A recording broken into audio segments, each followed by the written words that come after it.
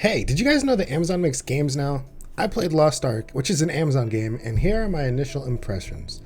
The first thing I noticed is how the game ran surprisingly well. I'm talking about like above 120 FPS at 1440p with everything turned up as high as it could go on a GTX 1080 Ti. It's pretty good, right? Definitely beats Torchlight 2 on that metric. Let's talk about the visuals since they're the first thing you see.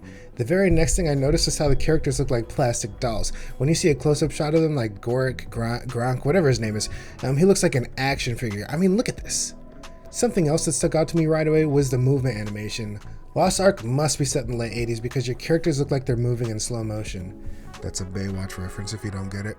However, in cutscenes, your character walks around like they're the world's greatest rapper. I'm talking about they doing some big-time swag walking. I mean, look. At this point, I was concerned about the visuals. I mean, the game wasn't ugly, but the animations outside of combat weren't great. But that's just outside of combat.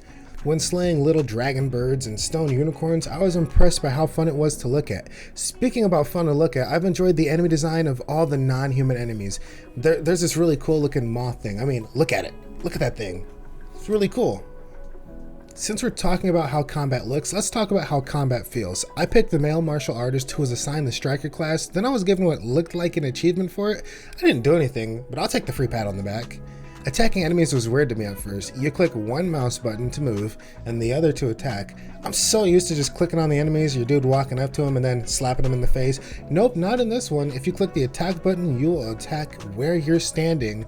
I mean, it's probably useful later when you're versing large, dangerous enemies, and a lot more useful for ranged enemies so they don't have to like accidentally get into the fray. But I definitely ended up shadowboxing a lot. You have the typical gear, right? Like your greens, whites, blues, and all that. I've rarely found any grays though, which is interesting to me. I have a pet named James. He has teleport magic, but he sure doesn't help in fights, but he does increase my crit chance. Yeah, so your pets, they increase your stats. They don't really do anything. I don't know how pets work though, because I'm used to playing single player games where your pets get in there and start boxing. You can dash around with spacebar. Be careful though, it has a small cooldown. I think it's time to talk about the skills. They have categories. Some are normal, which means you press the button and they happen. Some are combos, which means you press the button multiple times and they trigger multiple times, doing something different each time. And then another was type is chain, which I have no idea. I was too busy trying to make enemies turn into little red guts and stuff. And so I didn't bother reading how to chain stuff. Can't lie, fighting enemies, it gets pretty boring. But I learned that if you kite the enemies and get a giant group of them, and then you just use your skills on them, you just turn like 10 to 15 enemies into a pile of blood and guts in seconds, and that was fun.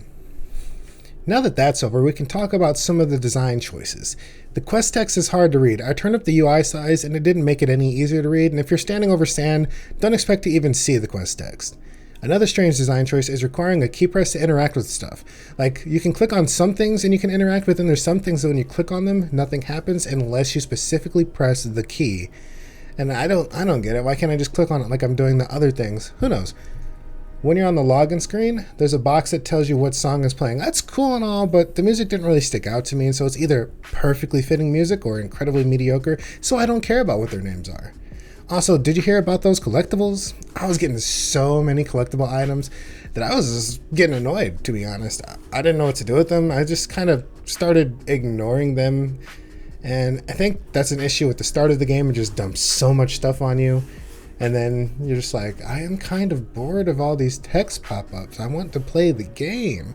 And it's going to come back to bite me in the butt because I'm going to have learned something supposedly and just not have any clue how to do it later. I'm sure of it.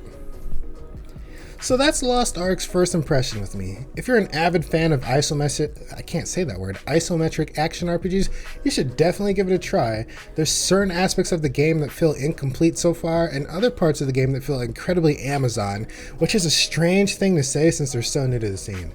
The best summary that I can give is that Lost Ark has some interesting concepts that I'm willing to enjoy, but it feels like those concepts aren't executed as cleanly as they should have been. I have, however, only played for 3 hours, which is why this was a superficial look at Lost Ark. Thanks for watching. By the way, I have a guild on Carmine called Vados Group. It's more of a meme guild than a serious one, but you should totally join it.